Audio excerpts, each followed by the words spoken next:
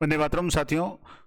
पंचायती राज संस्थाओं की तरफ से एक महत्वपूर्ण आदेश जारी हुआ है, अधिसूचना जारी हुई है। जो भी आपको पता है, आगामी कुछ दिनों में पंचायतों के चुनाव होने वाले थे, लेकिन पिछले बार जो भी चुनाव हुए थे वो 2 चरणों में हुए थे और पहले चरण के जो भी चुनाव थे उन पंचायतों का कार्यकाल है 31/1/2025 यानी जनवरी माह में समाप्त हो रहा है। जबकि जो सेकेंड राउंड में चुनाव हुए थे कोरोना के कारण, उनका कार्यकाल अभी भी बाकी है। इस संबंध में महत्वपूर्ण अपडेट पंचायती राज, ग्रामीण विकास और पंचायती राज विभाग की तरफ से जारी की गई है। आज 16/1/2024 को एक अधिसूचना जारी की गई है, 16/1/2025 को,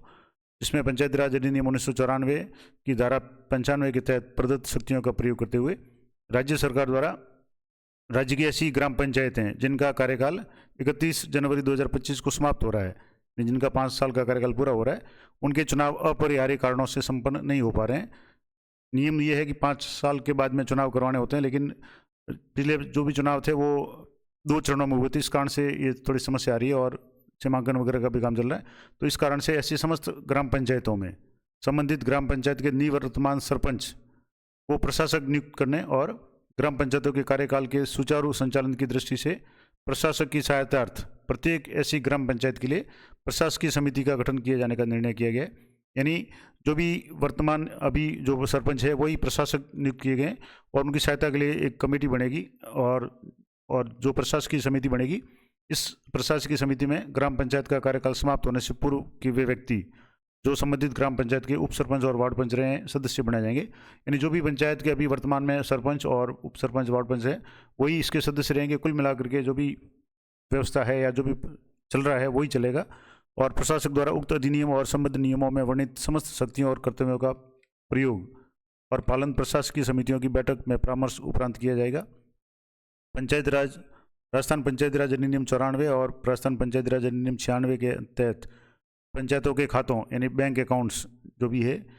का संचालन और वित्तीय शक्तियों का प्रयोग प्रशासक, निवर्तमान सरपंच और संबंधित ग्राम विकास अधिकारी द्वारा किया जाएगा। यानी जो भी बजट वगैरह या जो भी कार्य वर्तमान में चल रहे थे वो यथावत चलेंगे। जो भी वर्तमान सरपंच है जो निर्वर्तमान बन जाएंगे उनके और जो संबंधित जो भी ग्राम विकास अधिकारी है उनकी सहायता से होंगे और प्रशासक और प्रशासनिक समिति की कार्यावधि निर्वाचन के पश्चात गठित ग्राम पंचायत की प्रथम बैठक की तारीख के ठीक पूर्ववर्ती दिन तक रहेगी।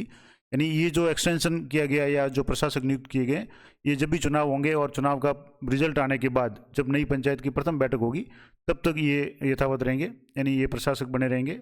और अधिनियम की धारा 98 के तहत प्रदत्त शक्तियों का प्रयोग करते हुए राज्य सरकार द्वारा समस्त जिला कलेक्टर्स को अपने जिले की संबंधित ग्राम पंचायतों में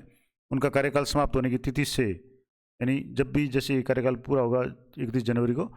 उक्तानुसार प्रशासक नियुक्त करने और प्रशासकीय समितियों के गठन के लिए अधिकृत किया जाता है। और ये शासन सचिव आयुक्त डॉक्टर जोगाराम जी की तरफ से ये साइन है और ये आपको पता है ये जो भी इसमें उप आयुक्त और उप शासन सचिव के भी साइन है। तो ये महत्वपूर्ण अधिसूचना जारी की गई है कि जो वर्तमान में जिन पंचायतों का कार्यकाल पूरा हो रहा है, 2 चरणों में जो हुए थे, जो पहले चरण में जिन के भी चुनाव हुए थे उनका कार्यकाल 31 जनवरी को पूरा हो रहा है, तो उनके वर्तमान जो सरपंच है वही प्रशासक होंगे और कुल मिलाकर के एक तरह से जो भी पंचायती राज के जो भी सरपंच, ग्राम सेवक, सरपंच, वार्ड पंच वगैरह है उनका कार्यकाल आगामी जब तक चुनाव नहीं होते एक तरह से बढ़ा दिया गया है और उनको प्रशासक नियुक्त किया गया है और उनकी सहायता के लिए जो प्रशासनिक समिति होगी उसमें भी वही वार्ड पंच और उप सरपंच रहेंगे। कुल मिलाकर के जो भी अभी वर्तमान में चल रहे हैं वही आगामी चुनाव होने के बाद